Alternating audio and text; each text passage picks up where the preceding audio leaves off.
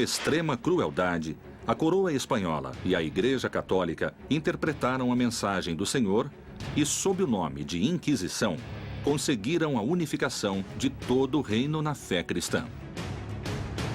A única religião oficial permitida e autorizada era o cristianismo. Com fúria e muito sofrimento, os povos hereges foram expulsos de seus lares.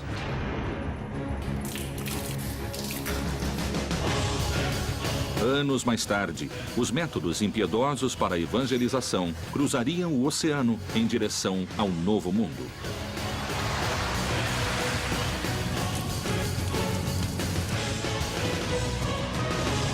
Um manuscrito secreto, lacrado pela fé e a serviço de um só Deus, continha uma ordem.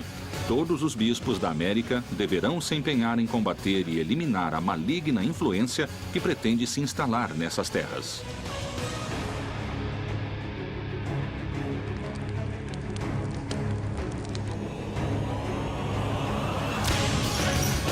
Os métodos e caminhos que forem empregados para levar a cabo essa missão apostólica não envolverão pecado. A Inquisição acabou gerando uma pedagogia do medo. A máquina de repressão religiosa e política mais temível da história chegou à América para acabar com a heresia. E como se agia? Com fogo, tortura ou queimá-los em público? Esses objetivos foram alcançados à força, com sangue e tortura? Colombo e o descobrimento da América foram a verdadeira origem da Inquisição no Novo Mundo? Terá a Inquisição inspirado séculos mais tarde o nazismo? A evangelização pela palavra, como manto de seda, encobriu a expansão e o enriquecimento da coroa espanhola.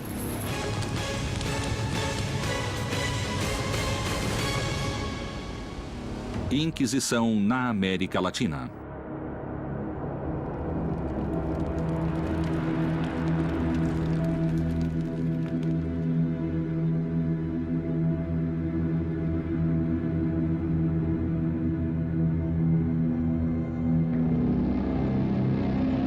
Anos antes do descobrimento da América, o Reino de Castela nomeou Frei Tomás de Torquemada como Inquisidor Geral. Ele foi, sem dúvida, o homem-chave da Inquisição espanhola.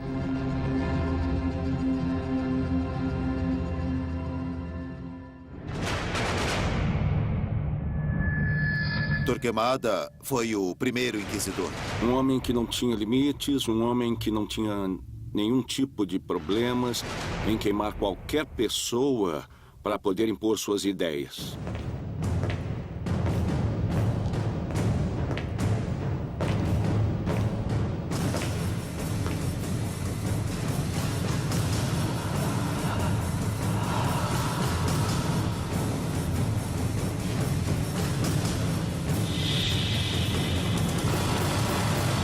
Torquemada, que era assessor dos reis, começou por dizer que nunca haveria unidade na Espanha, nem nos reinos, nem do povo. E por quê? Porque tinha de haver uma só religião.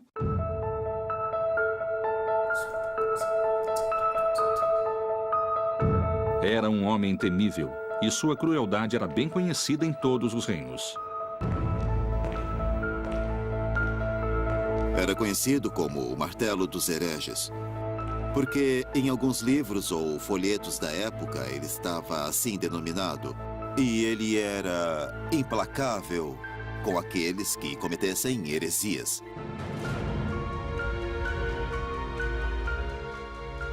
A coroa estava decidida a unificar a fé em um reino onde havia múltiplas crenças. A tarefa não seria nada simples e seria necessário agir com determinação.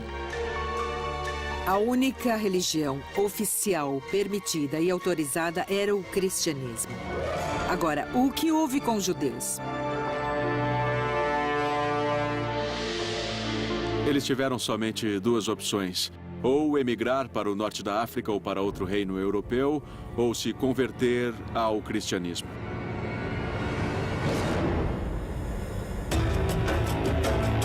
Por mais de 1000 anos, muçulmanos e judeus tinham sido fiéis às suas religiões. Mas, forçados pela Inquisição, se converteram ao cristianismo. No entanto, continuaram fiéis a seus costumes e rituais clandestinamente. Eram cripto-judeus ou judaizantes, quer dizer, às escondidas continuavam praticando sua religião. Quem não se convertesse ao cristianismo seria expulso, teria de sair do reino. Foi o que aconteceu.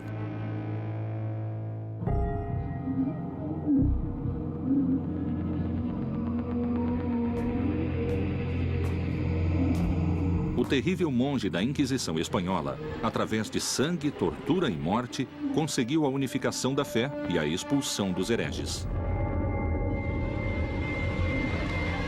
E a Inquisição passou a perder força por não ter inimigos declarados. Mas o Novo Mundo traria outras ameaças à religião católica. A Inquisição, que estava agonizando em Aragão, foi simplesmente ressuscitada pelos reis católicos, que a encarregaram de vigiar todo o reino, cada parte do reino, para perseguir a quem se afastasse da ortodoxia. A obsessão de Torquemada pelo cristianismo navegaria intermináveis milhas marítimas em direção do novo continente, que finalmente receberia a cruz.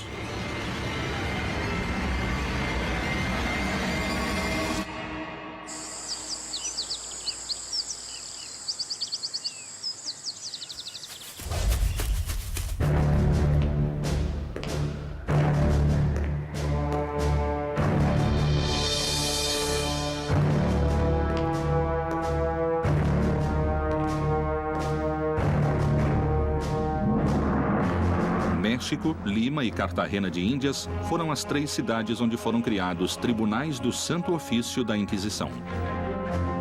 As inquisições na América funcionaram de forma diferente, porque cada sociedade tinha ameaças diferentes.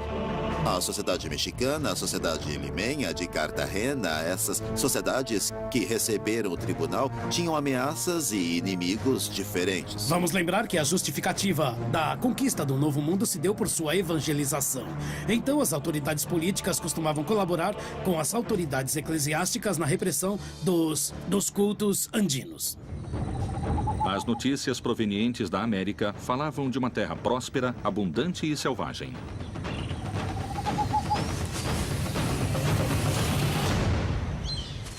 Eles ficaram surpresos pela quantidade de divindades que tinham ou de idolatrias, e isso os motivou a pensar que era necessário iniciar uma evangelização partindo concretamente do zero.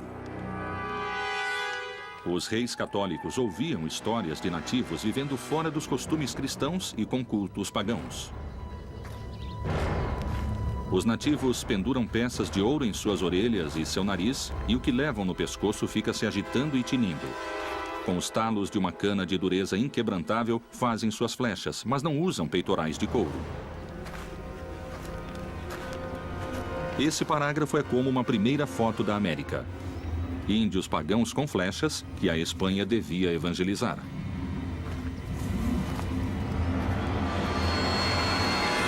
A existência do indígena vai suscitar inúmeros debates na cultura europeia. Mas muito rapidamente, a ideia de protegê-los como menores de idade vai fazer com que a coroa europeia assuma a posição de evitar que cheguem à América, entende? Pessoas que possam contagiá-los com ideias más ou atitudes más. Ao chegar aqui, se depararam com uma população totalmente diferente em raça, em costumes, em religião.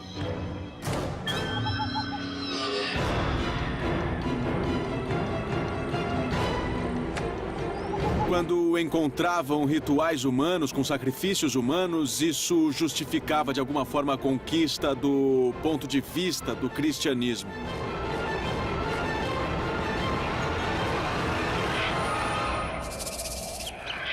Os maias acreditavam em sacrifícios para agradar a seus deuses e evitar castigos.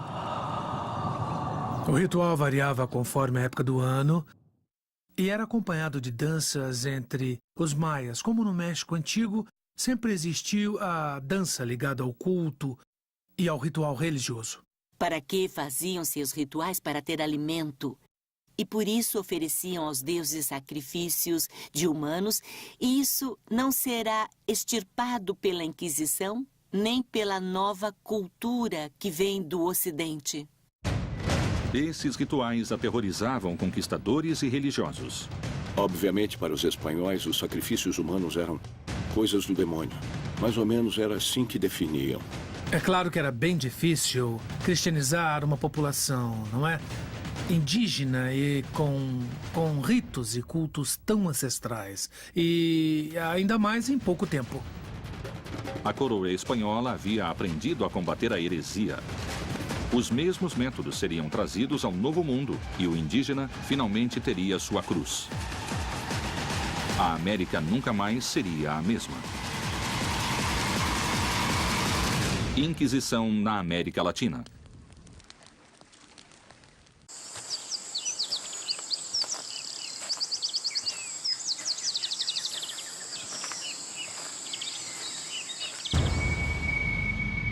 As notícias desse mundo pagão haviam chegado à Espanha e era necessário agir. Os religiosos deveriam inquirir a população indígena, investigar suas crenças e substituí-las.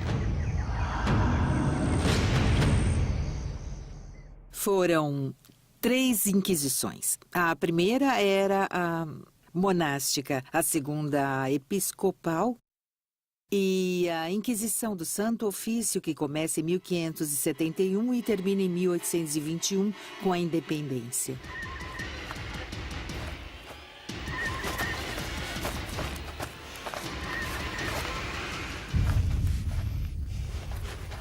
A Inquisição tinha uma dupla natureza. Por um lado, uma natureza política, para conquistar e ampliar os domínios da monarquia hispânica, e por outro, uma função espiritual religiosa para converter as almas indígenas ao cristianismo.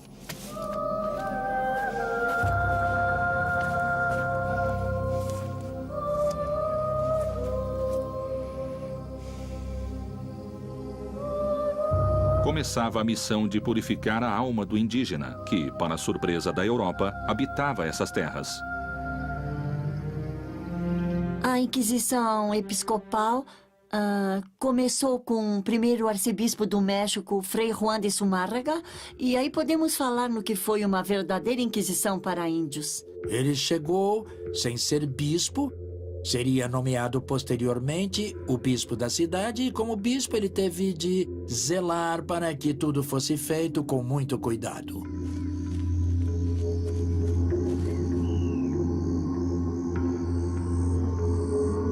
Eles eram obrigados a mudar certos comportamentos, certas práticas e principalmente a adotar as novas espanholas e cristãs, mas também era permitido que, se eles de repente errassem, porque não entendiam o evangelho, tivessem a possibilidade de voltar atrás no erro. No momento em que descobriram que eles supostamente estavam convertidos, mas que continuavam usando elementos que eram códices ou ídolos, nesse momento, os elementos se tornaram negativos e por isso deviam ser destruídos.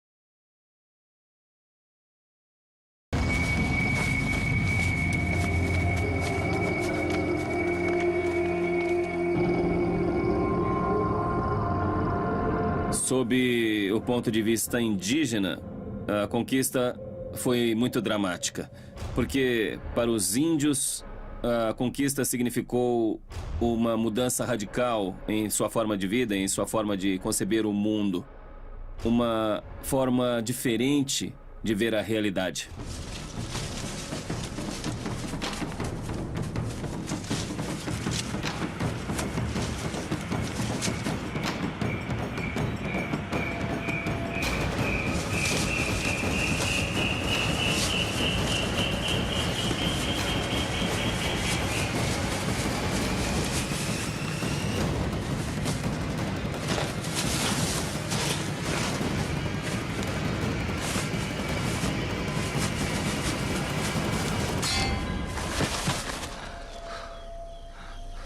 E quando eles continuaram com suas práticas consideradas pagãs, então aí entraram os inquisidores.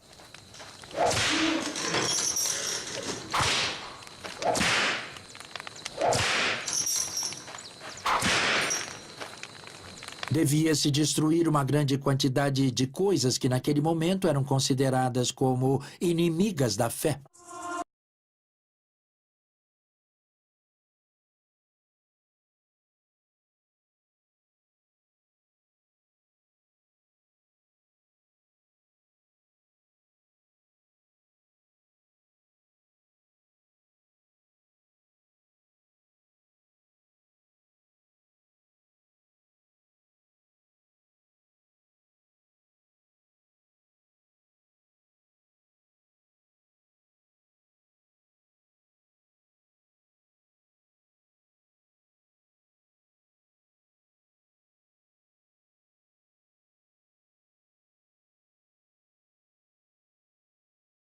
Que tinham sido utilizados para adoração aos deuses antigos, entre eles códices.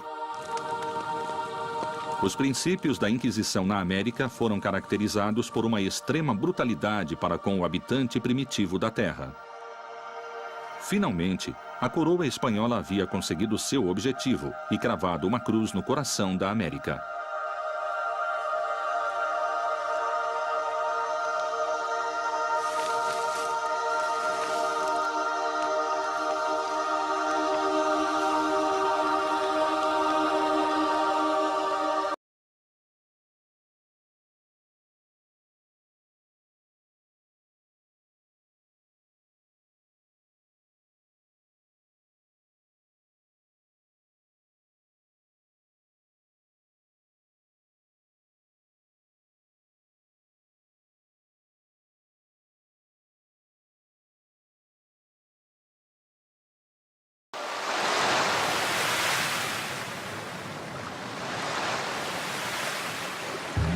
Cristóforo Colombo, mais conhecido como Cristóvão Colombo.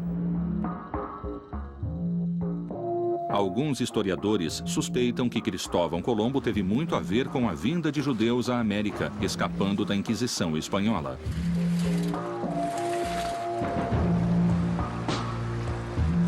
Colombo praticava secretamente o judaísmo?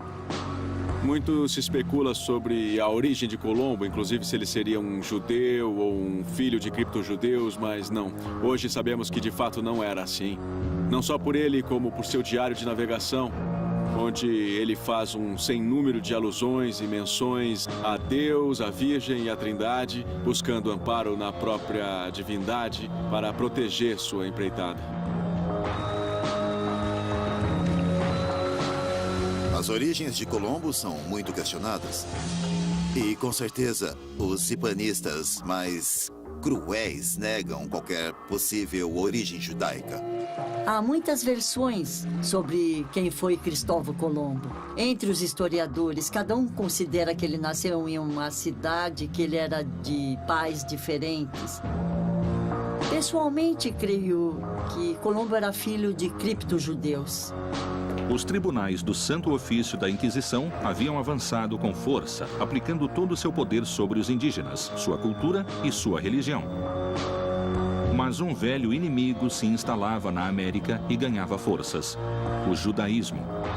Teria Cristóvão Colombo ajudado o povo judeu a escapar da Inquisição espanhola? No ano de 1492, já não tinha mais judeus na Espanha. Ou estavam convertidos ou tinham sido expulsos. Quer dizer que no momento em que Colombo empreende sua viagem, estava resolvida a questão dos judeus, foram embora ou se converteram. Em 3 de agosto de 1492, Cristóvão Colombo zarpou do Porto de Palos.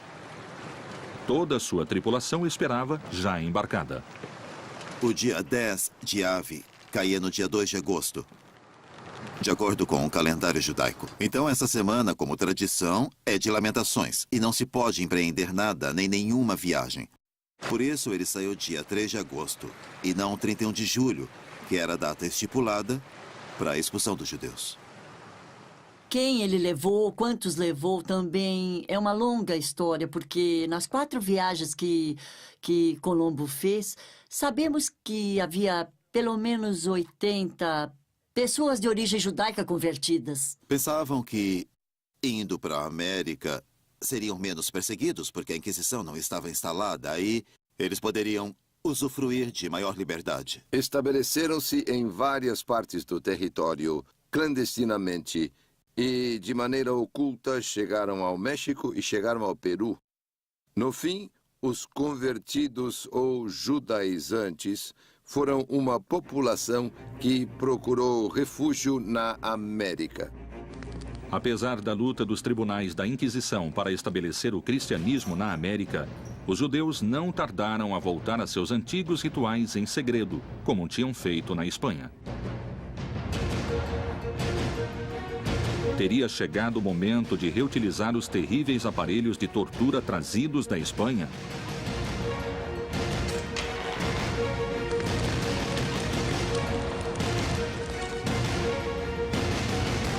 Inquisição na América Latina.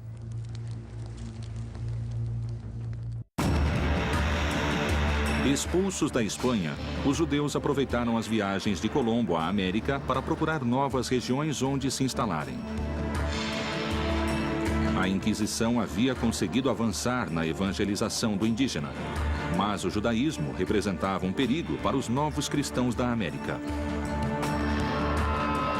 Os inquisidores viam mesmo uma ameaça religiosa nos judeus ou simplesmente viram a oportunidade de condená-los para ficar com suas riquezas?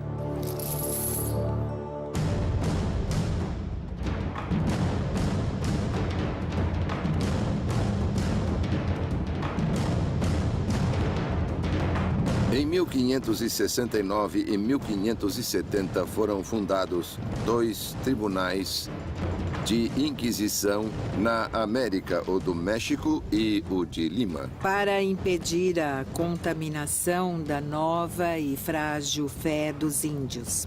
Para impedir que os índios, que ainda eram muito ignorantes e inocentes, pudessem ser contaminados por ideias e crenças heterodoxas. Neles foi depositada a confiança de preservar a população americana da influência nefasta, como se achava, da heresia judaica que havia tomado tanta importância no curso do século XVI. O judaizante era o judeu que, por razões de conveniência, se deixou batizar, mas que, no fundo, rendia culto à Torá e a todas as instituições judaicas. Para frear o inimigo judeu do catolicismo, a Inquisição exigia pureza de sangue católico. Na América, só se aceitará a cruz.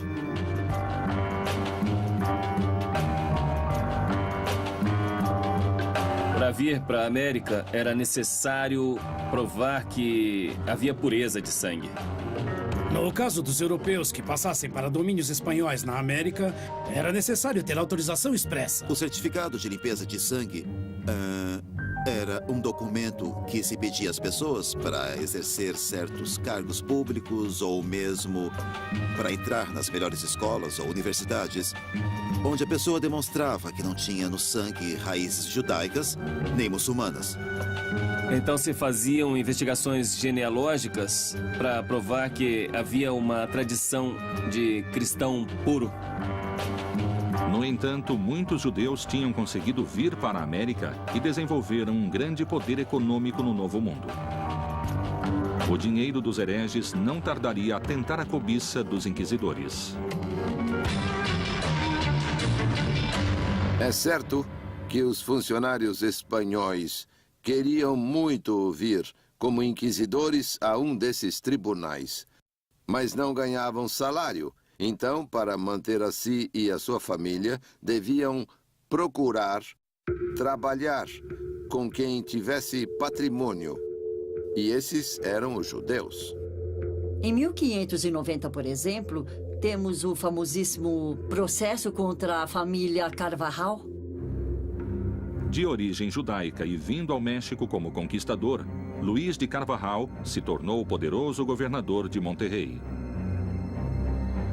Ele e toda a sua família foram membros de uma seleta sociedade de prósperos comerciantes, mas apesar de sua posição social e riqueza, foram detidos sem maiores explicações.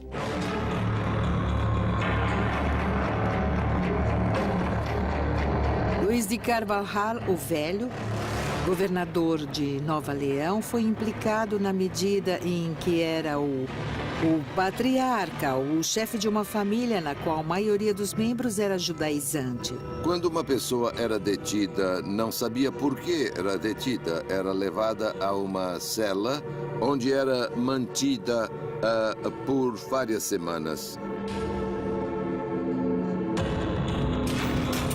Foi perseguido, interrogado, foi acossado e julgado, porque se temia que ele também fosse judaizante, mas isso nunca foi comprovado. A família Carvajal se estabeleceu na cidade do México e no norte da Nova Espanha, em Torreón, até que foram denunciados e trazidos, a certa altura, à cidade do México para responder ao processo e, finalmente, foram acusados e processados. Luís de Carvajal, além de ser governador de Monterrey, foi um próspero comerciante. Os bens eram sistematicamente sequestrados pelo tribunal. Um dos maiores rendimentos que a Inquisição tinha era a partir do sequestro dos bens, quando se dava o início dos processos. Pois bem, quando uma pessoa era denunciada e a Inquisição tinha por bem começar um processo independente de a sentença considerar a pessoa culpada ou inocente, etc., procedia-se imediatamente ao sequestro dos bens da pessoa.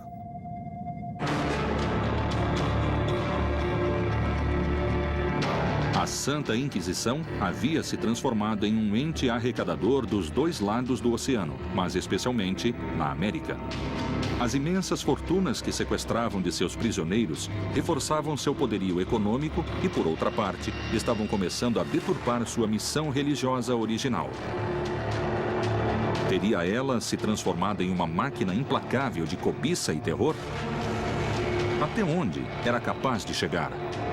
Um dos capítulos mais, digamos, truculentos das histórias da Inquisição é o relativo ao tormento. Quando o tribunal encontrava dúvidas nos testemunhos, a favor ou contra o processado ou nas declarações do próprio, ele era passado ou encaminhado ao tormento.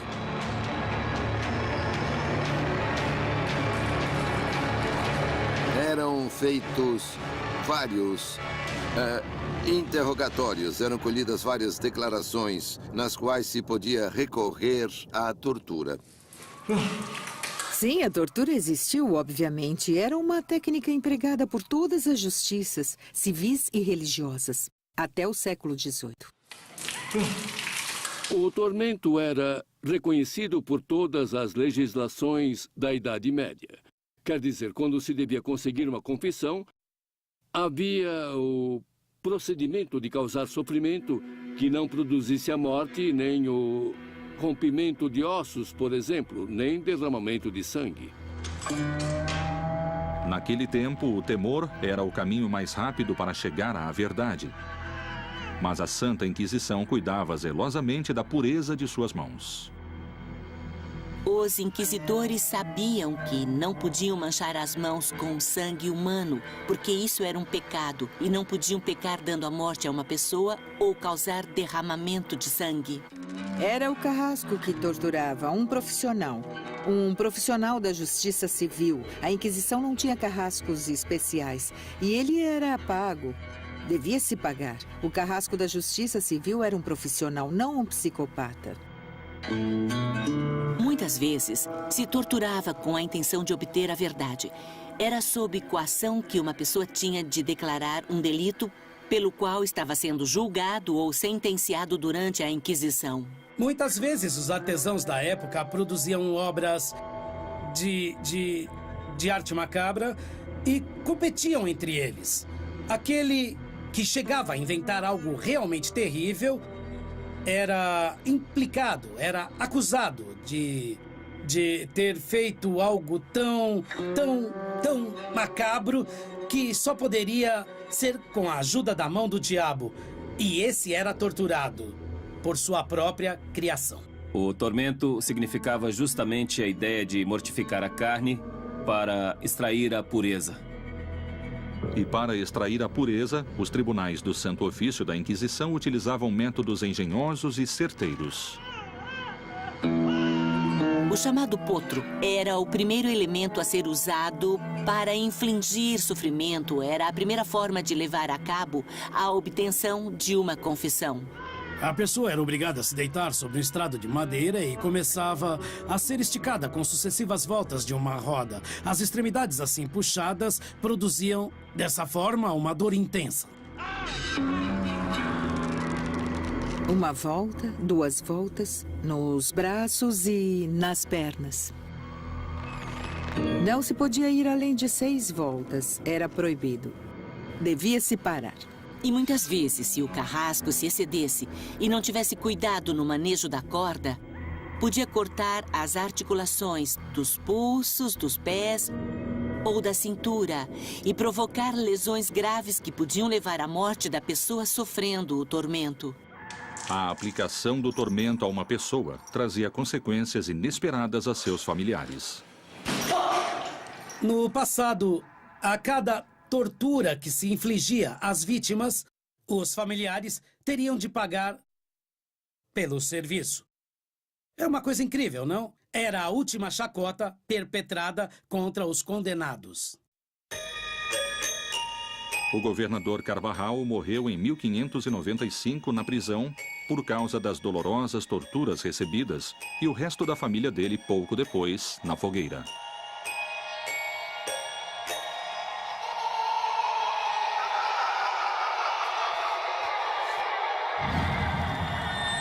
O Santo Ofício havia acabado com a família judaizante mais poderosa do México.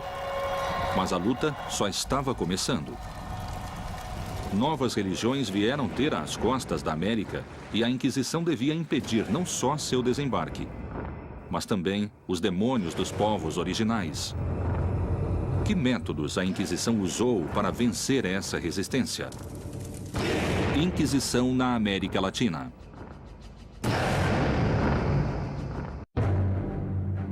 Enquanto no México a Inquisição se ocupava de impedir o judaísmo, outras religiões chegaram à costa do Peru pelo Oceano Pacífico. Em uma corrida contra o tempo, era necessário reforçar a presença da Inquisição em Lima para proteger a fé católica. Buscava a Inquisição afastar os inimigos da Espanha e suas religiões? Temiam a perda do terreno religioso? Ou talvez a perda do território conquistado? Perigava a cruz ou o ouro?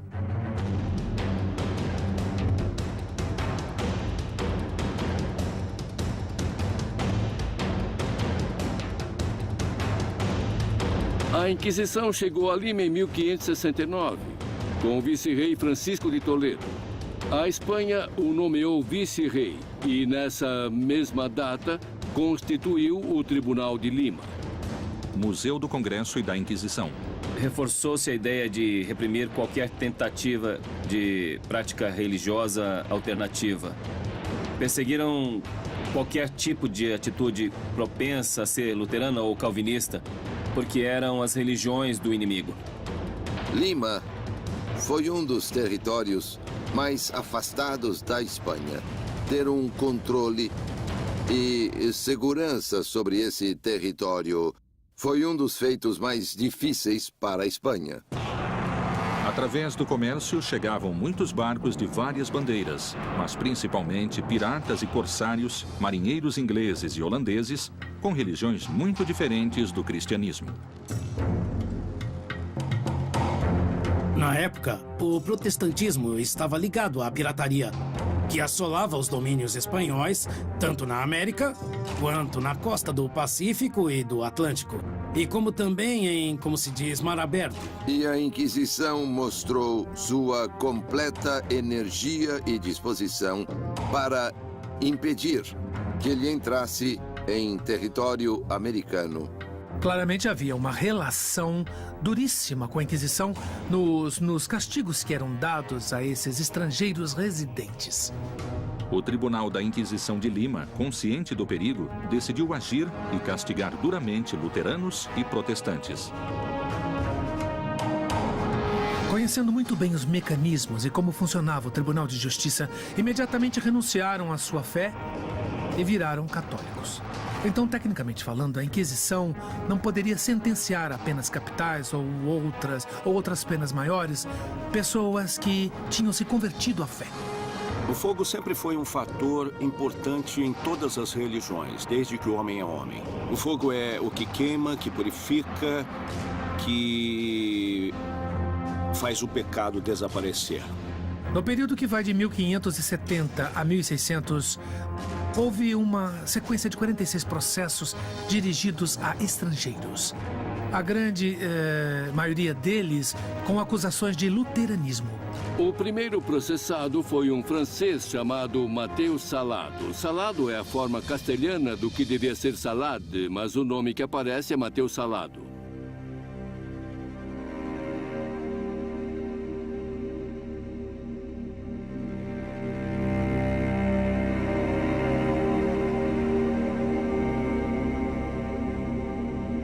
Assim que o tribunal foi instalado, procuraram um primeiro bode expiatório e localizaram essa pessoa que, na verdade, era muito mais louco do que herege. Na realidade, no uso da língua comum no Peru, salado significa azarado. E esse senhor teve sua parte.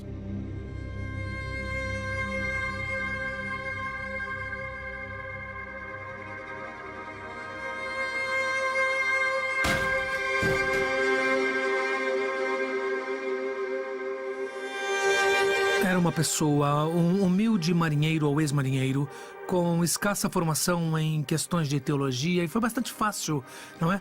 E poder culpá-lo de luteranismo.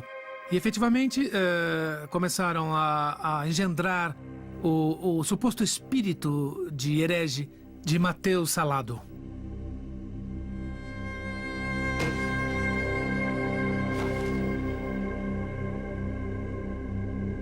Disseram que ele era luterano, como os protestantes em geral, pelo fato dele ter feito declarações e afirmações contrárias aos dogmas católicos. Os blasfemos foram os principais réus do Tribunal da Inquisição. Pessoas de língua comprida que diziam frases ou palavras de algum agravo à doutrina católica. Mas esse senhor era um tanto extravagante porque vivia numa huaca. Nós peruanos chamamos de huaca os antigos oratórios de adobe, geralmente na costa. A huaca que hoje em dia leva o nome dele podia se ver o mar e, eventualmente, podia ser um espião dos piratas franceses que assolavam a costa do Pacífico.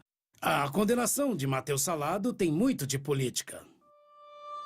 Política ou religiosa, a lenda de Mateus Salado foi a ferramenta necessária para atemorizar e represar a propagação de outras ideias perigosas para o reinado espanhol. De alguma maneira, se vê que o caso de Mateus Salado é um tema paradigmático para servir de exemplo à população sobre as pessoas que ousaram questionar a ordem estabelecida, a ordem do Estado e da Igreja nesse momento. Ele foi processado e convidado a se retratar, mas como de maneira nenhuma se retratou, foi enquadrado na acusação de perseverar na heresia e foi condenado à morte. Ele foi executado no primeiro auto de fé celebrado pela Inquisição de Lima em 1573.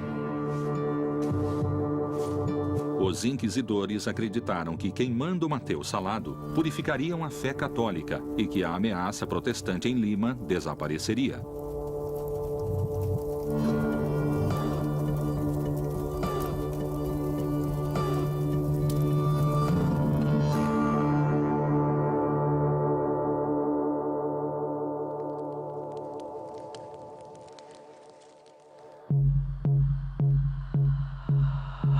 A Santa Inquisição havia agido com dureza no México sobre os indígenas e judeus, e em Lima sobre os protestantes.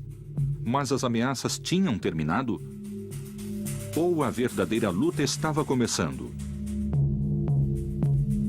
As extensões territoriais da América no vice-reinado eram muito grandes. Então, os tribunais de Lima e do México não bastavam e foi necessário criar um terceiro âmbito. Resolveram criar um local entre os outros dois que abarcaria principalmente toda a zona do Caribe. Para tanto, a sede da Inquisição de Cartagena teria jurisdição sobre o Panamá, Cuba, Venezuela e outros países próximos.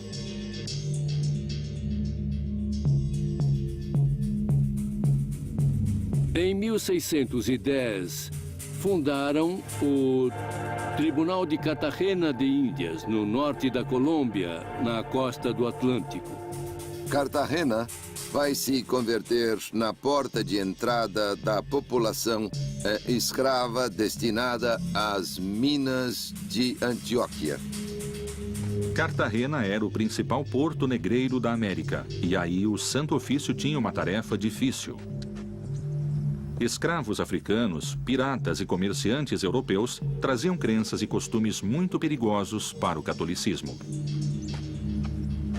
Cartagena, a partir do final do século XVI, vai se converter no principal mercado escravagista no Caribe continental. Já a população africana, de diversas origens, vinha de áreas entre o Senegal e Angola e era muito numerosa. A chegada do africano a Cartagena trouxe novas crenças e costumes que a Inquisição tentaria perseguir. Os espanhóis começaram a se dar conta de que alguns grupos de escravos negros se reuniam e levavam a cabo certo tipo de atividades que se chamaram sabás, que para a religião católica e para os brancos espanhóis eram ritos de bruxaria.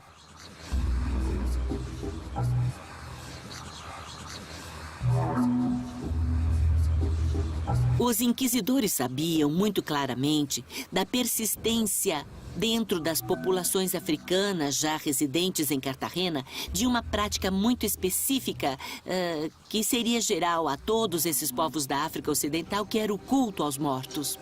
Mas muito depressa as influências africanas chegariam aos espanhóis residentes em Cartagena. As mulheres espanholas de Cartagena encontraram nas mulheres africanas serviços e rituais mágicos na arte do bem-querer. Então a Inquisição aceitava esses novos conhecimentos ou os combateria com fogo e tortura?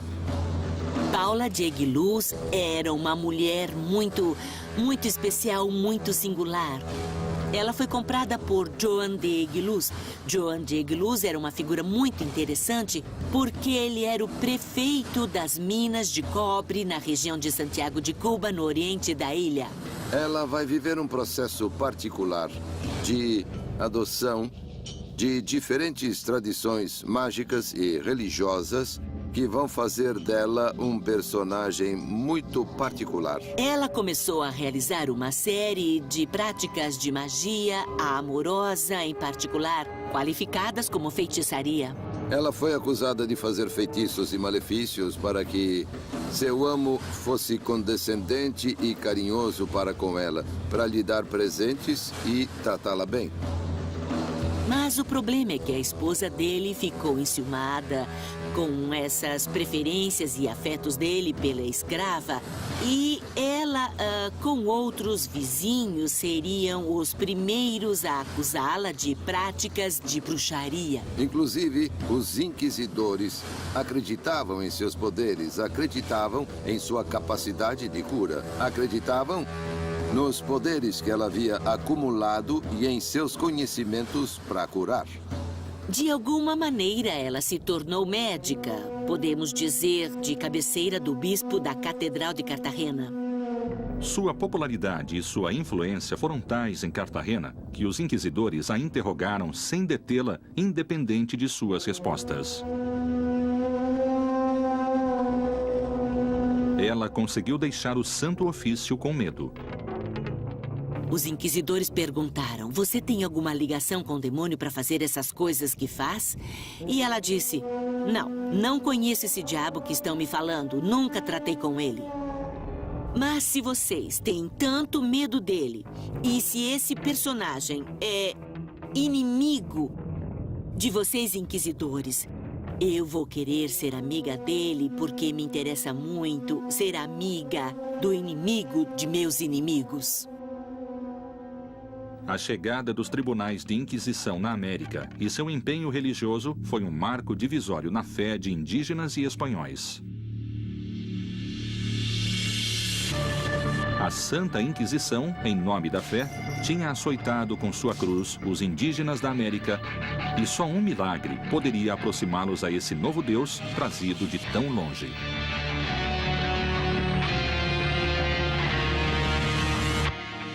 Inquisição na América Latina.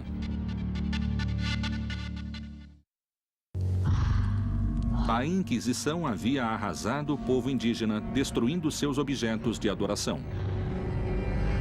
Como o índio açoitado se aproximaria de seus carrascos?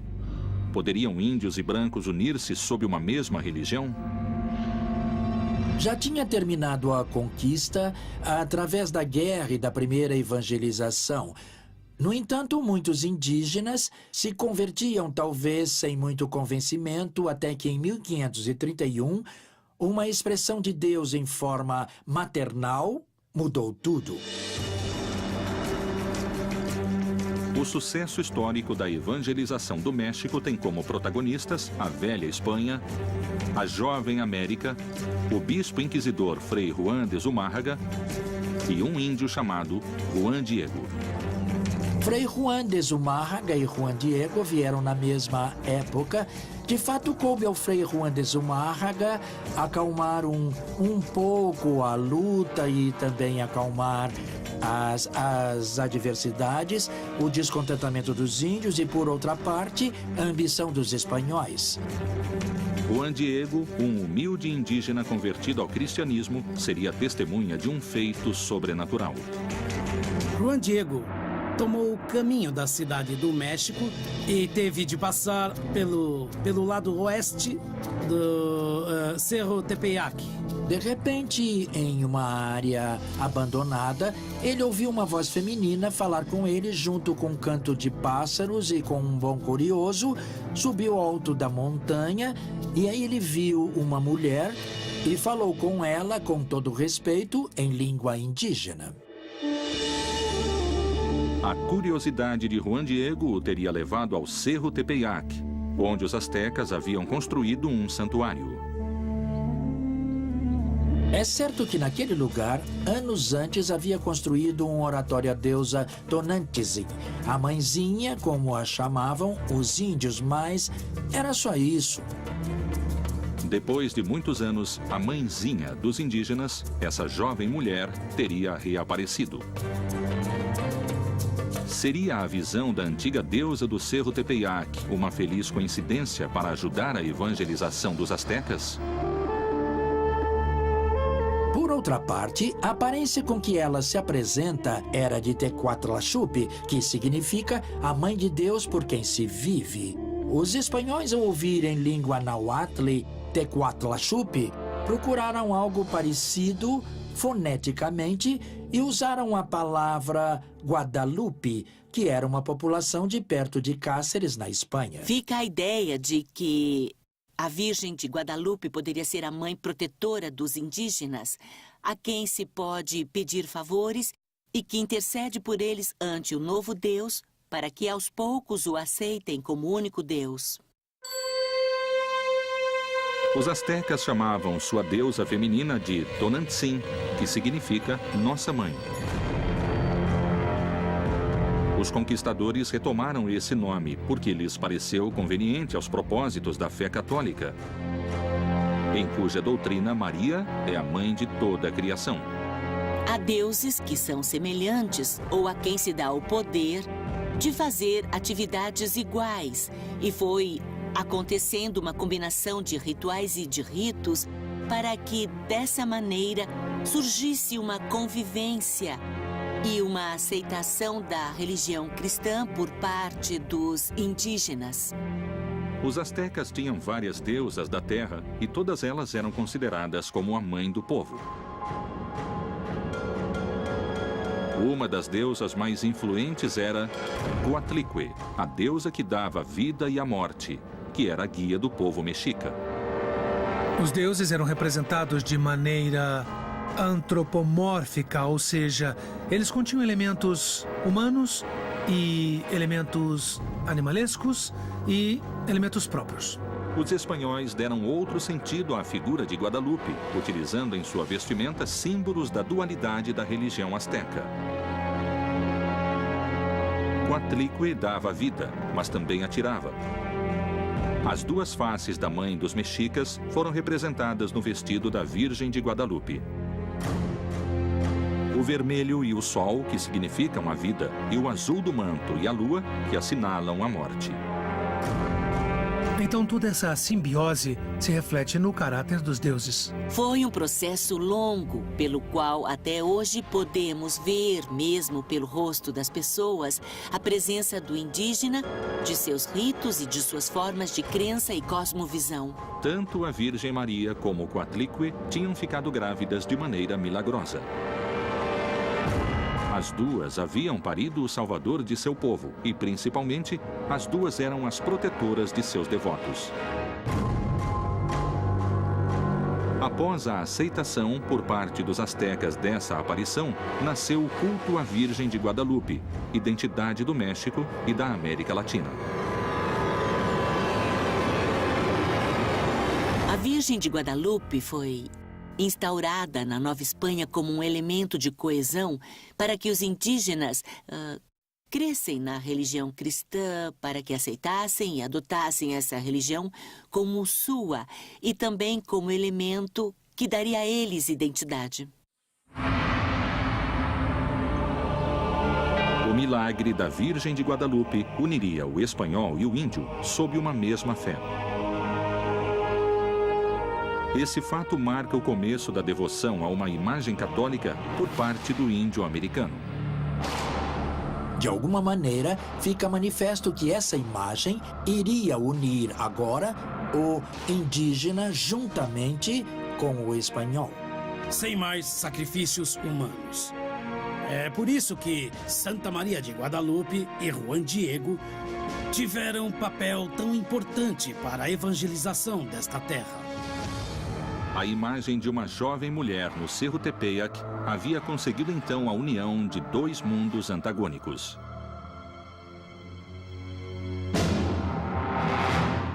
Foi a deusa Tonantzin para Juan Diego e seu povo, ou a Virgem de Guadalupe para Frei Juan de Zumárraga e os espanhóis? De qualquer forma, nasceu o sincretismo. A Inquisição havia cumprido seu objetivo religioso depois de ter torturado sem piedade os povos nativos.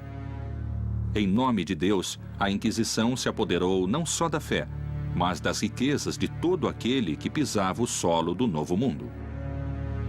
Estando tão longe dos reis católicos, teria a Inquisição sido contagiada pela ambição dos conquistadores? Os conquistadores acharam grandes riquezas no território latino-americano. Boa parte do que motivou a exploração interior do território foram os mitos como o de Eldorado e a busca de grandes riquezas que iam achando pela frente. A Inquisição não é tema de fácil explicação, porque foi uma instituição surgida em outro mundo, na Europa, há muitos séculos, com objetivos religiosos e de imposição de uma religião dominante e também com motivos políticos, interesses sociais, de expansão de territórios. Enfim, era uma instituição complexa. Qual era a verdadeira missão do Santo Ofício na América? Proteger e expandir a religião? Ou, em hábitos de monge, cuidar dos interesses econômicos? Se a crise na Espanha fazia a expansão da coroa perigar, era necessário orar por ele? Ou, ao contrário, confiscar bens que permitissem prolongar seu poder? Em muitos casos, a perseguição religiosa, no que correspondeu ao vice-reino do Peru, significou também um ato de colonização, um ato de expropriação de territórios. muitos desses territórios pré-hispânicos eram, principalmente os mais ricos, eram propriedade dos templos. Anos depois, na década de 1590, veio ao Peru um visitador chamado Ruiz del Prado, não é? Periodicamente havia visitas da Corte Suprema e Superior de Madrid a tribunais provinciais e houve uma visita a Lima e uma revisão dos processos. Chamavam-se visitas da idolatria e iam pelas regiões da Serra, que eram os Andes, procurando ou fazendo com que se delatassem os oratórios e objetos que eram matéria de culto. Graças à procura incansável de rituais e objetos pagãos, os espanhóis encontrariam o demônio vestido de ouro. A extirpação de idolatrias era uma instituição muito dependente dos bispos. E então, por conta disso, os bispos nomeavam sacerdotes como visitadores de idolatrias. Iam recebendo as denúncias para posteriormente ditar sentenças. Quando os espanhóis chegaram e viram sacrifícios humanos, viram o uso que faziam do ouro e as coisas que faziam com o ouro e os rituais que os índios praticavam, eles começaram a achar que isso era uma coisa do demônio. Os inquisidores se espantaram com a utilização do ouro e da prata que os incas faziam para criar ídolos demoníacos. Como no México, alguns peritos sustentam que em Lima encontraram o próprio diabo nos ídolos religiosos. Particularmente a figura do jaguar é uma figura antropomorfizada, que tem elementos humanos e tem elementos animais. Então esses personagens, eles tinham grandes caninos e uma cara realmente bastante diabólica aos olhos dos espanhóis. Os incas tinham grande habilidade no trabalho do ouro e da prata e chegaram a um grau de perfeição admirado no mundo todo. Tinham domínio da metalurgia, eles tinham um domínio bastante especializado que obviamente cativou os espanhóis. Os ídolos religiosos feitos de ouro e prata dariam sua bênção à economia da coroa espanhola. Dentro de seu processo de cristianização, eles permitiam-se tomar ou recolher todos esses objetos e fundi-los e convertê-los em riqueza, ou que era riqueza para os espanhóis. Isso foi depois objeto do primeiro saque que se deu em Cusco. Em Cusco se usou muito ouro e prata para máscaras cerimoniais ou para objetos do templo de Coricancha, que foi justamente o principal templo de Cusco. Os testemunhos espanhóis recolhidos nas crônicas, eles nos falam sobre o que era um templo finamente decorado em ouro, em prata, não? Nos falam de um disco feito em ouro. O sol, obviamente, cumpria o papel principal e a própria palavra Coricancha, que significa Templo Dourado, se ligaria a isso. Pelo que se diz desde então, esse templo teria tido suas paredes interiores recobertas por placas de ouro. É bem possível que fosse revestido de ouro, que houvesse peças e objetos litúrgicos de ouro. É bem possível. Não há uma precisão exata de como o templo era por causa do saque que começou a ser feito nos primeiros anos da conquista. Os tribunais do Santo Ofício da Inquisição haviam chegado a estas terras em uma missão religiosa e espiritual. Pôde o crescimento comercial de Cartagena ter desviado o novo tribunal da Inquisição de sua luta contra a heresia? O peso do ouro conseguiu derrubar a filosofia de Torquemada? Teria sido a Inquisição finalmente derrotada? Inquisição na América Latina. Se no começo os tribunais do Santo Ofício da Inquisição quiseram proteger a pureza da fé, teria o crescimento comercial de Cartagena obrigado os inquisidores a reforçar sua luta contra a heresia? E os ricos comerciantes judeus conseguiram impor sua religião e desalojar a Inquisição? De fato, sabemos como funcionava uma sinagoga, podemos chamar assim. Basicamente na casa de um comerciante português, onde a comunidade judaica convertida se reunia para fazer celebrações. Era tão grande o poder que esses comerciantes tinham que impediu muitas vezes que os inquisidores pudessem agir contra eles. O tribunal permitia a presença de judeus portugueses convertidos que tinham suas casas comerciais em Cartagena. Apesar de serem hereges e terem suas práticas contra a fé, ao mesmo tempo eram os comerciantes que traziam a mão de obra escrava para explorar o ouro, no caso específico do contexto colombiano. Dada a enorme riqueza obtida pela crescente indústria do ouro e pela mão de obra africana trazida pelos comerciantes judeus, teriam os judaizantes tentado subornar os inquisidores para comerciar livremente em Cartagena?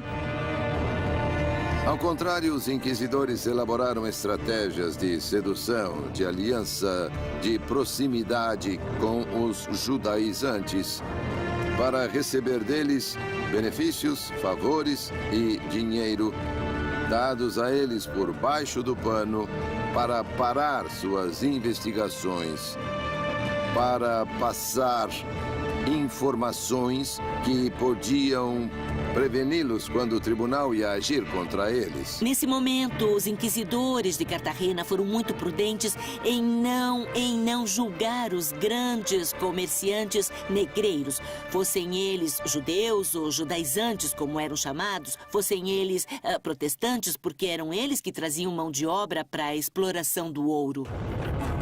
O comércio e as riquezas em Cartagena cresceram notavelmente com a ajuda dos inquisidores. Bem longe dali, na cidade de Lima, os judeus se tornaram rapidamente mais ricos e poderosos. E na mesma escala, cresciam as práticas judaizantes e a oposição a eles. Eles se tornaram um setor poderoso e influente na sociedade colonial, que gerou muita rivalidade com comerciantes de origem sevilhana e também com líderes da igreja dentro da educação superior. O problema com a população judia é que era uma população de mesmo nível social, que era às vezes economicamente mais poderosa. Então aconteciam enormes conflitos e era preciso agir. E como se agia? Com fogo, tortura ou queimá-los em público. Os comerciantes judeus eram praticamente os donos do comércio em Lima, ao mesmo tempo em que a economia na Espanha ficava cada vez mais fraca. Os judeus tinham poder no âmbito comercial antes de serem expulsos da Espanha. A Espanha estava vivendo uma crise econômica e reduziu os recursos para os trabalhos do tribunal. E, nesse sentido, os membros do tribunal tinham de pensar em obter dinheiro para continuar seu trabalho. O Santo Ofício começou a vigiar os judeus por seu crescimento. A Inquisição havia detectado um plano secreto.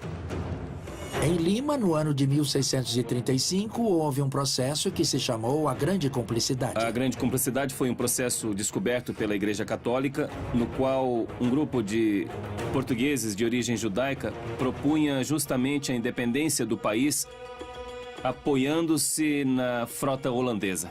E certamente uma conspiração da comunidade judaica para apoderar-se do comércio do vice-reinado do Peru teria consequências políticas nefastas para a Espanha. Do ponto de vista do domínio do vice-reino, com certeza. Para frustrar os planos da Grande Cumplicidade, cerca de 300 pessoas foram detidas e interrogadas pelo Tribunal da Inquisição. Teria acabado a ameaça para o Santo Ofício de Lima? E a Inquisição teria apenas interesse religioso em deter os judaizantes dessa cumplicidade? Ou terá existido uma motivação econômica? Podemos dizer que a Inquisição também tinha outros interesses. E esses interesses, obviamente, eram monetários. Contra comerciantes judeus que tinham patrimônio, foram feitos todo tipo de confisco do capital, do dinheiro, das mercadorias que eles possuíam. Ou seja, foram retidas suas principais fontes de recursos. Mas chegou a haver tal quantidade de processados e detidos que tiveram de aumentar o número de celas da Inquisição. Tiveram de multiplicar, alugar casas vizinhas para poder deter todos os processados e todos os suspeitos de delito de ser judaizante.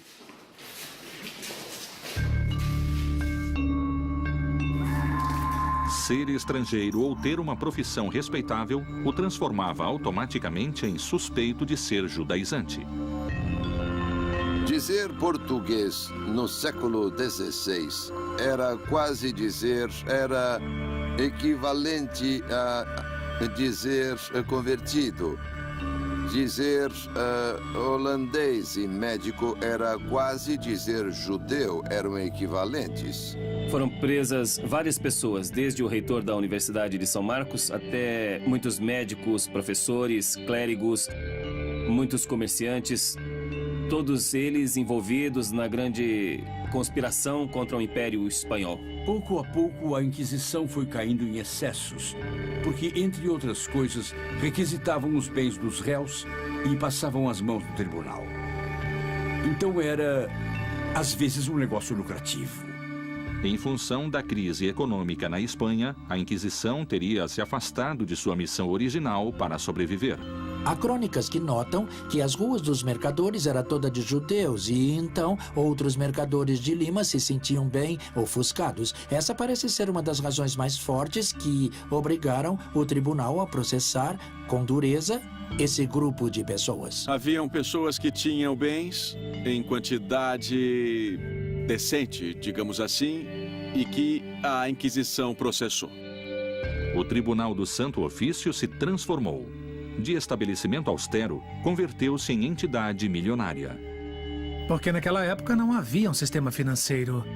E mesmo que fosse a instituição da igreja ou alguma outra corporação, como era a Inquisição, podia se emprestar parte de seu capital a comerciantes, fazendeiros, etc.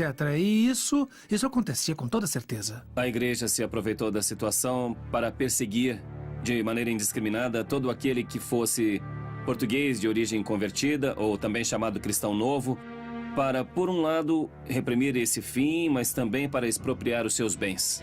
E essas aquisições de bens vão ser tão grandes e vão ser tão bem administradas que vai perdurar o seu funcionamento por todo o tempo. Dali para frente, estamos falando de quase 1,5 séculos depois do processo da Grande Cumplicidade.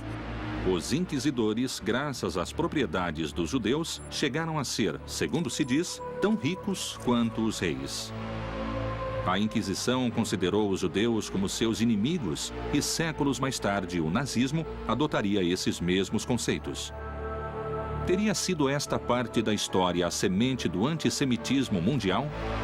Teria a Santa Inquisição inspirado Hitler e o nazismo? Inquisição na América Latina. O Santo Ofício da Inquisição buscou se expandir em várias regiões da América e assim evitar que o judaísmo se instalasse. Terá sido esta parte da história o reflexo de um terrível e sangrento fanatismo religioso? Ou terá sido a semente do antissemitismo mundial? Séculos mais tarde, e com métodos muito similares, a Alemanha se expandia pela Europa. Teria a Santa Inquisição, com seus métodos, inspirado Hitler e o nazismo?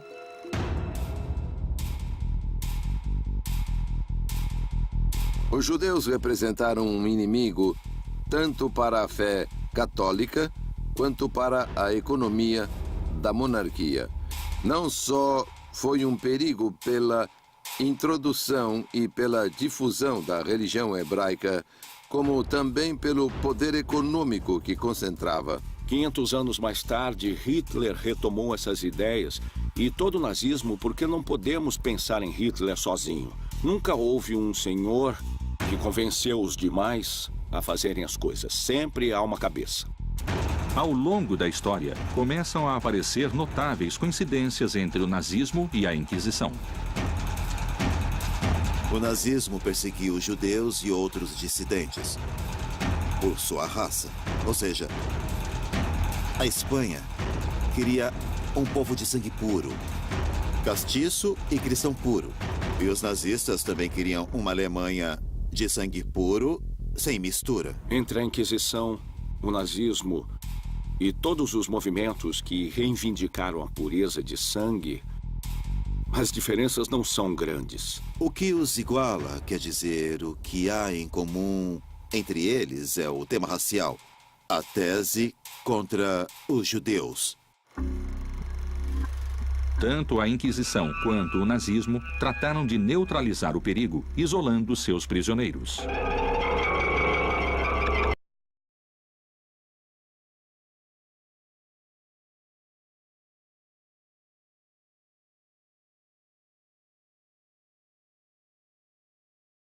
De idolatria, ou de serem pessoas importantes das idolatrias. Aí os padres jesuítas administravam esse colégio e se encarregavam de um trabalho exaustivo com eles. Era praticamente um centro de reclusão.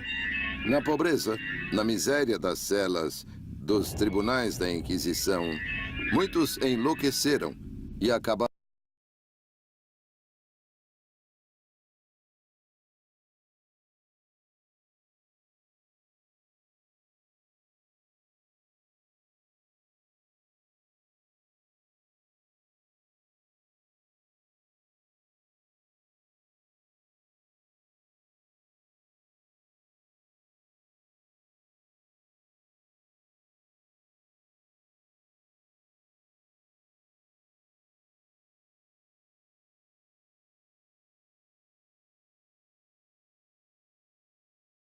Os jovens desocupados se uniram às tropas de assalto nazista, que tomavam as ruas, agrediam e denunciavam os oponentes do regime.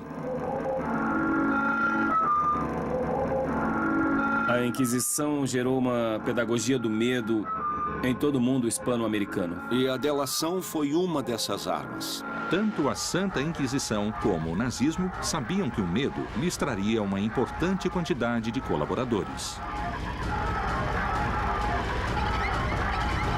Durante a época do vice-reino, a Inquisição se serviu de um sistema que se chamou os Familiares do Santo Ofício.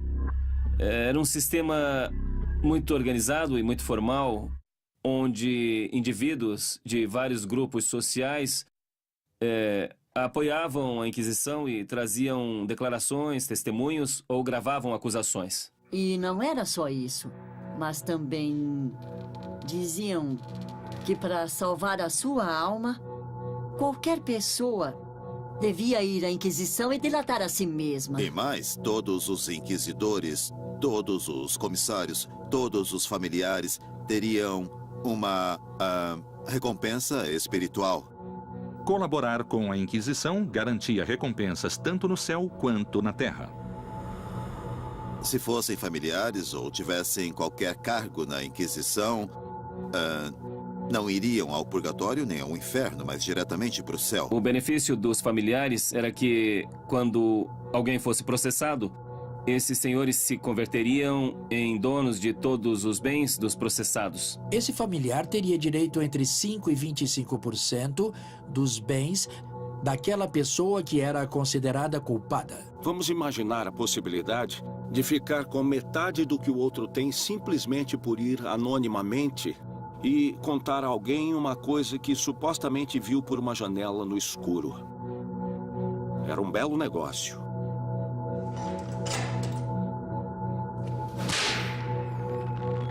Outra coincidência histórica. Ambos obrigavam os condenados a usar uma roupa especial. Para humilhar, obrigavam a usar uma túnica, uma espécie de capa com a cruz da Inquisição, e a levar uma vela verde na mão. Os nazistas vestiam os prisioneiros com roupa de listras, como vemos em tantas fotos ou imagens dos campos quando os abriram. Entre o nazismo e a Inquisição, a diferença é muito sutil. Há séculos de distância, com certeza, e formas de operar diferentes, mas é igual. As coincidências nos métodos, nos conceitos antissemitas e na expansão do poder fazem pensar que os nazistas poderiam ter sido influenciados pela Santa Inquisição para alcançar seus objetivos.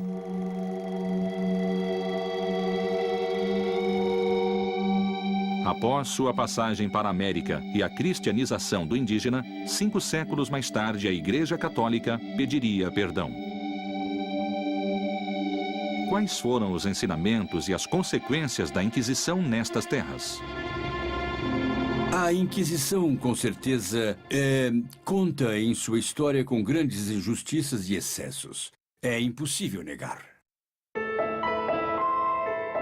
Nos últimos anos, João Paulo II emitiu uma mensagem na qual pedia perdão pelos famosos chamados pecados da Igreja, entre os quais incluía as perseguições pela Inquisição. Após 500 anos do descobrimento da América, a Igreja Católica realizaria o maior exame de consciência de toda a sua história.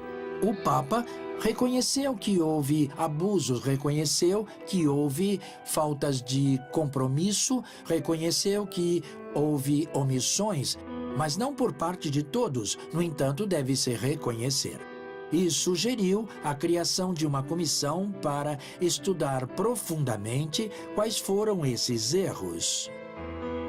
Quais foram os abusos ou omissões no passado, para que não voltem a acontecer e para que a Igreja possa se sentir também orgulhosa e digna do que é. Não só retificar, mas pedir perdão pelos excessos e equívocos históricos que foram cometidos.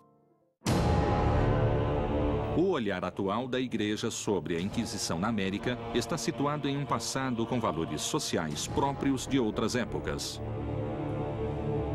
É certo que, com a perspectiva do século XXI, hoje existe a noção de direitos humanos. Ninguém pode ser perseguido por suas ideias e crenças, mas não era assim na época moderna, nem na Idade Média, quando pertencer à comunidade da Igreja era o que dava sentido à pessoa, ao indivíduo.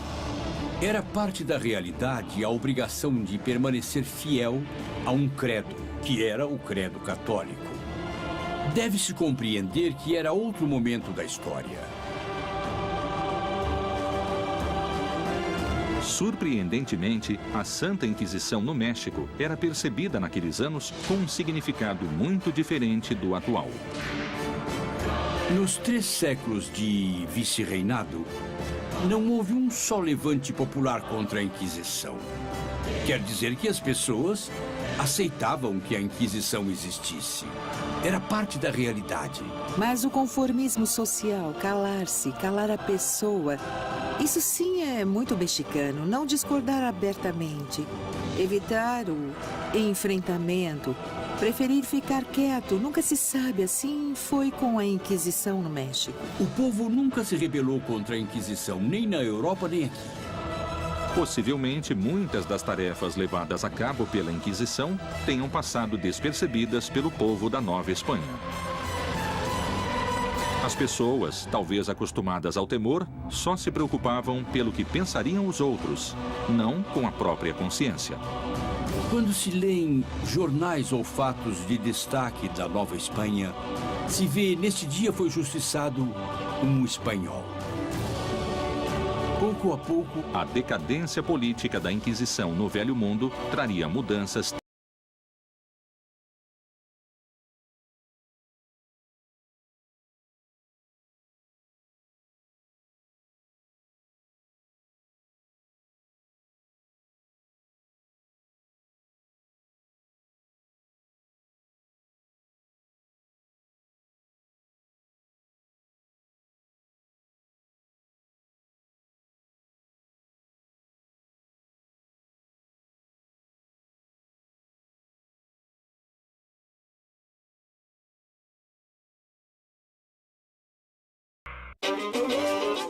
Depois de 300 anos, o poder da Inquisição e o domínio da Espanha estavam desgastados na América. Poderia-se dar por cumprida sua missão nestas terras? Conseguiria a religião católica conviver com outros credos e deuses ancestrais? Todos se perguntavam até quando durariam os tribunais. De fato, a Inquisição decaiu no século XVIII, em presença, em força. E já no século XVIII, ela se dedica a perseguir publicações, a circulação de livros proibidos, palavras dissonantes. Um ou outro sacerdote que usava o confessionário para seduzir mulheres, esse tipo de situação. A Inquisição terminou na América como terminou na Espanha. A sociedade tinha evoluído. Curiosamente, no México, o final da Inquisição produziu, a princípio, uma desconcertante reação nas pessoas. Com a independência, a Inquisição no México desapareceu. Quando a Inquisição desapareceu, aqui houve gente que se preocupou. E agora? O que vai acontecer? E se houver hereges, quem vai se encarregar de persegui-los? Claro, isso era uma minoria. Gente que queria que o tribunal permanecesse apesar dos tempos. A imensa maioria nem sabia de nada, como sempre. Mas uma pequena minoria se inquietou e houve algumas vozes que pediram a instauração de uma Inquisição mexicana. Em contraposição ao México, cuja sociedade era altamente dependente da moral da Inquisição, no Peru, a notícia foi sinônimo de liberação. Posso assinalar que um dos grandes escândalos cometidos pela população foi o roubo de uma grande quantidade de documentos, sabe? Entre eles, os processos judiciais ou os autos de fé. Além disso, os arquivos continham fofocas. Você podia ver que um de seus vizinhos foi processado por bigamia ou por bruxaria. Então, a preocupação em Lima foi sumir com o processo. No ano de 1813, houve um levante popular, um movimento popular, e uma turba se lançou sobre o edifício da Inquisição e queimou os móveis e os papéis. Isso aconteceu. Anos antes, em Cartagena, a queda do Santo Ofício tinha coincidido com a independência da Espanha e se viveu o mesmo sentimento de liberação. Com o grito de independência em Cartagena, a Inquisição cessou suas atividades. Já não fazia sentido.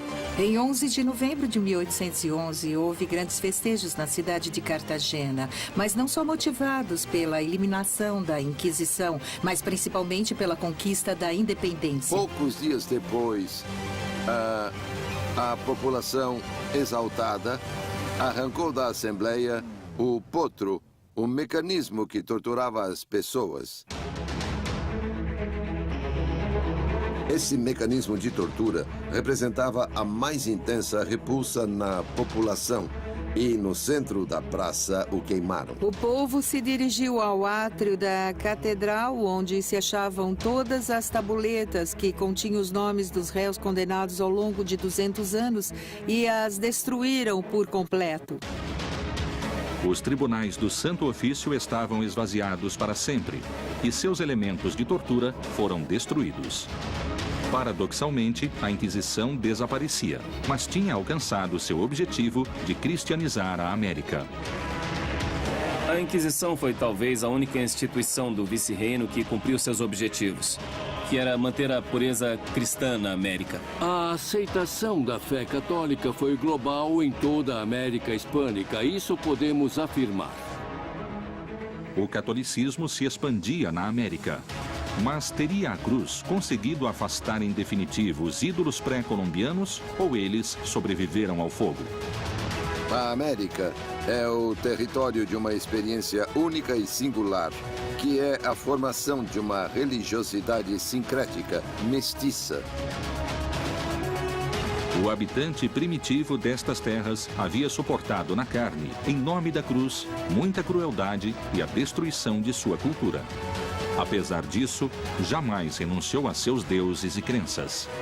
A resistência dos povos indígenas na América é uma das realizações mais extraordinárias que já se viu na luta para manter sua memória e sua identidade no mundo. A presença da religiosidade andina acabou se fundindo com os cultos católicos e temos atualmente na América uma religião sincrética mais do que uma religião católica. As várias religiões, a católica, também elementos hebraicos, judeus, mas também as religiões africanas e as religiões pré-hispânicas tradicionais se fundiram de modo excepcional no âmbito popular.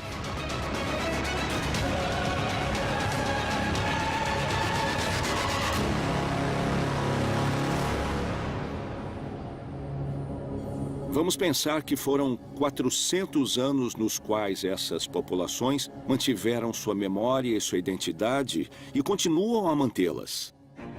Na atualidade, os cultos pré-colombianos continuam surpreendentemente intactos e fiéis a seus costumes. Mas a história desnudaria as origens do homem mais cruel e sanguinário da Inquisição e sua filosofia antissemita.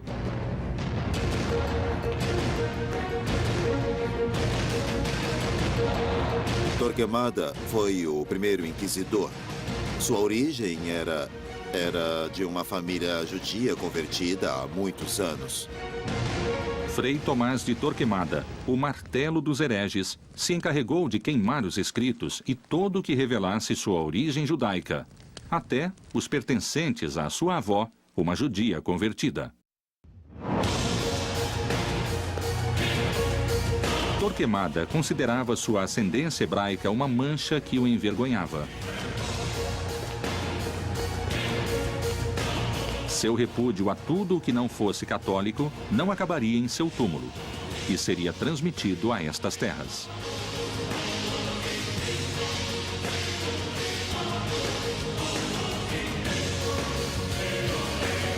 O temor que esse legado despertava levou os inquisidores da América a serem implacáveis.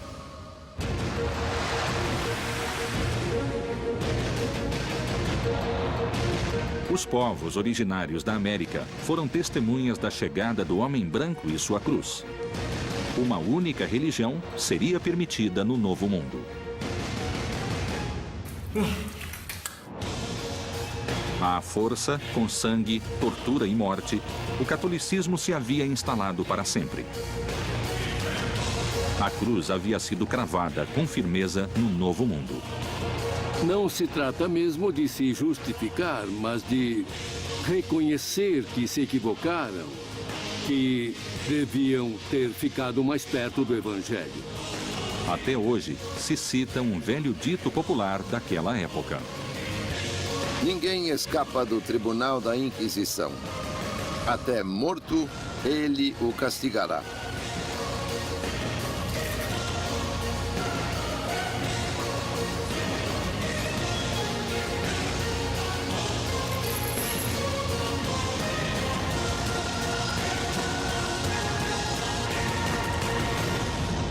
Inquisição na América Latina.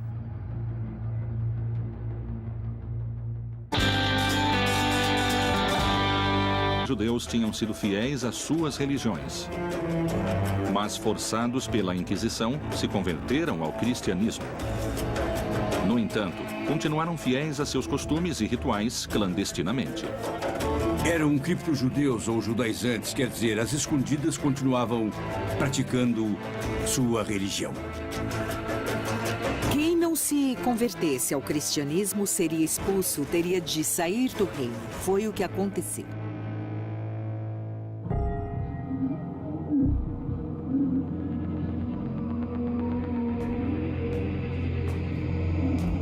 O terrível monge da Inquisição espanhola, através de sangue, tortura e morte, conseguiu a unificação da fé e a expulsão dos hereges. E a Inquisição passou a perder força por não ter inimigos declarados. Mas o Novo Mundo traria outras ameaças à religião católica. A Inquisição que estava agonizando em Aragão foi simplesmente ressuscitada pelos reis católicos, que a encarregaram de vigiar todo o reino, cada parte do reino, para perseguir a quem se afastasse da ortodoxia. A obsessão de Torquemada pelo cristianismo navegaria intermináveis milhas marítimas em direção do novo continente, que finalmente receberia a cruz.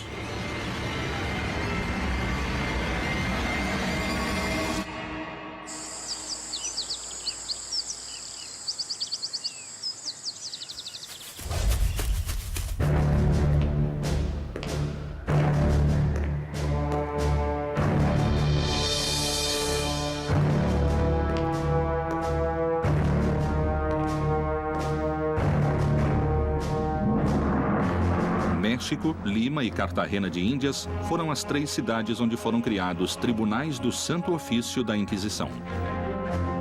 As inquisições na América funcionaram de forma diferente, porque cada sociedade tinha ameaças diferentes.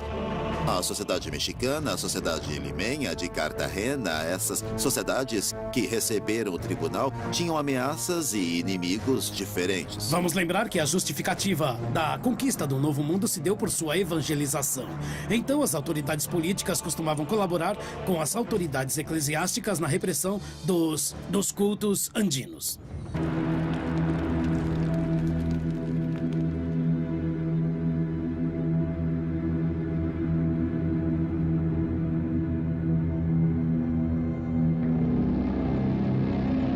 Anos antes do descobrimento da América, o Reino de Castela nomeou Frei Tomás de Torquemada como Inquisidor Geral. Ele foi, sem dúvida, o homem-chave da Inquisição espanhola.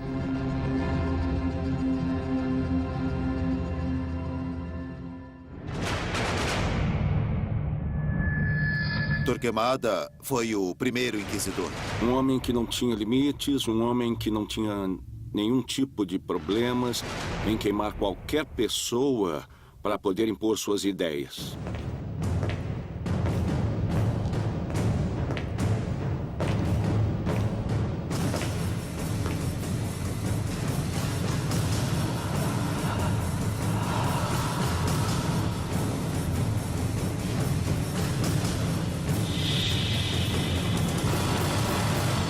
Torquemada, que era assessor dos reis, começou por dizer que nunca haveria unidade na Espanha, nem nos reinos, nem do povo. E por quê? Porque tinha de haver uma só religião.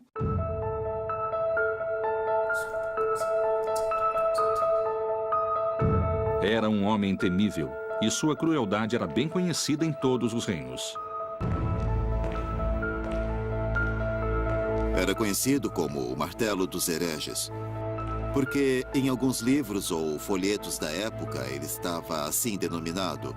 E ele era implacável com aqueles que cometessem heresias.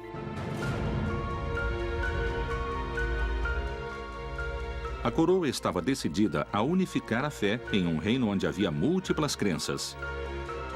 A tarefa não seria nada simples e seria necessário agir com determinação. A única religião oficial, permitida e autorizada era o cristianismo. Agora, o que houve com os judeus? Eles tiveram somente 2 opções. Ou emigrar para o norte da África ou para outro reino europeu, ou se converter ao cristianismo.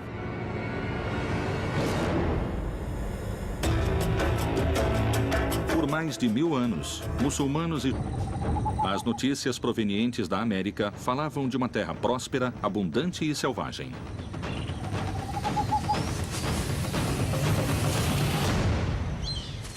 Eles ficaram surpresos pela quantidade de divindades que tinham ou de idolatrias, e isso os motivou a pensar que era necessário iniciar uma evangelização partindo concretamente do zero. Os reis católicos ouviam histórias de nativos vivendo fora dos costumes cristãos e com cultos pagãos. Os nativos penduram peças de ouro em suas orelhas e seu nariz, e o que levam no pescoço fica se agitando e tinindo. Com os talos de uma cana de dureza inquebrantável, fazem suas flechas, mas não usam peitorais de couro. Esse parágrafo é como uma primeira foto da América. Índios pagãos com flechas que a Espanha devia evangelizar.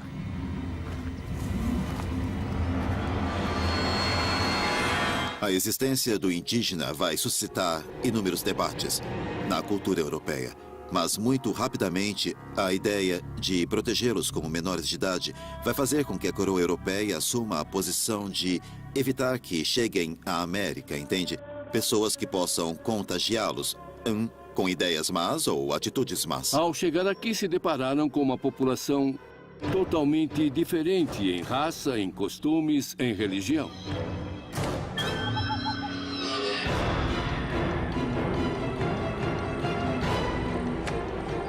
Quando encontravam rituais humanos com sacrifícios humanos, isso justificava de alguma forma a conquista do ponto de vista do cristianismo.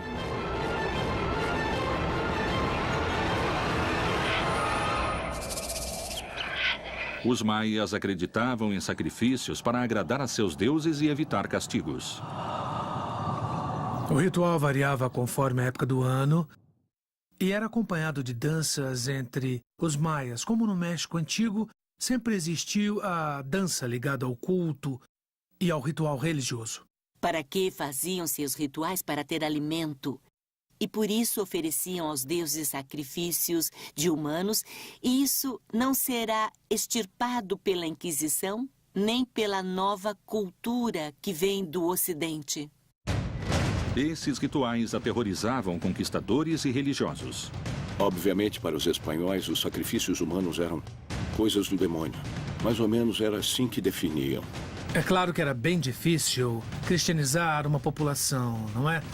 Indígena e com ritos e cultos tão ancestrais. E ainda mais em pouco tempo. A coroa espanhola havia aprendido a combater a heresia. Os mesmos métodos seriam trazidos ao Novo Mundo e o indígena finalmente teria sua cruz. A América nunca mais seria a mesma. Inquisição na América Latina.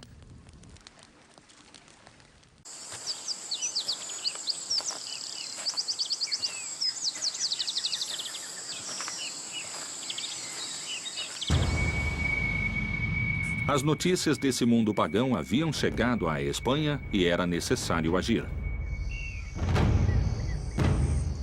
Os religiosos deveriam inquirir a população indígena, investigar suas crenças e substituí-las.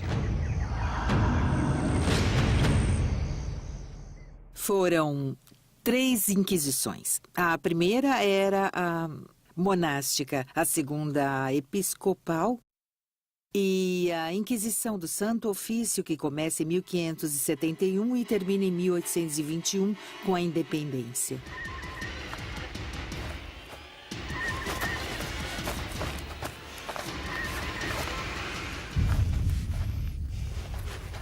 A Inquisição tinha uma dupla natureza. Por um lado, uma natureza política, para conquistar e ampliar os domínios da monarquia hispânica, e por outro, uma função espiritual religiosa para converter as almas indígenas ao cristianismo.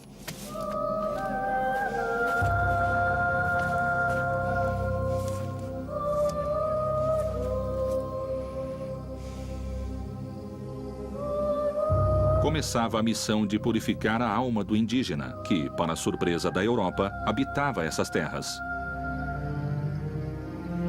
A Inquisição episcopal começou com o primeiro arcebispo do México, Frei Juan de Zumárraga, e aí podemos falar no que foi uma verdadeira inquisição para índios. Ele chegou sem ser bispo, seria nomeado posteriormente o bispo da cidade, e como bispo ele teve de zelar para que tudo fosse feito.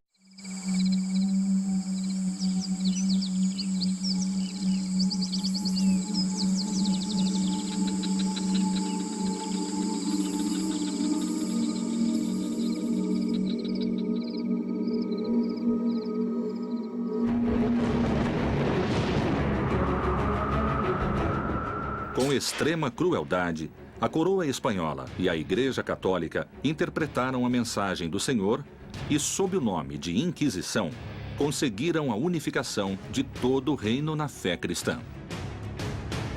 A única religião oficial permitida e autorizada era o cristianismo. Com fúria e muito sofrimento, os povos hereges foram expulsos de seus lares.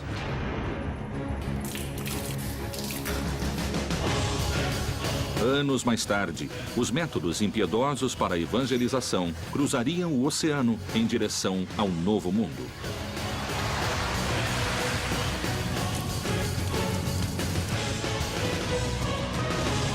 Um manuscrito secreto, lacrado pela fé e a serviço de um só Deus, continha uma ordem. Todos os bispos da América deverão se empenhar em combater e eliminar a maligna influência que pretende se instalar nessas terras.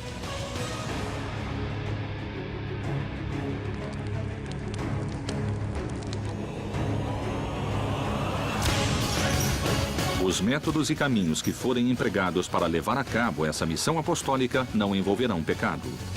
A Inquisição acabou gerando uma pedagogia do medo. A máquina de repressão religiosa e política mais temível da história chegou à América para acabar com a heresia. E como se agia? Com fogo, tortura ou queimá-los em público? Esses objetivos foram alcançados à força, com sangue e tortura? Colombo e o descobrimento da América foram a verdadeira origem da Inquisição no Novo Mundo? Terá a Inquisição inspirado séculos mais tarde o nazismo? A evangelização pela palavra, como manto de seda, encobriu a expansão e o enriquecimento da coroa espanhola.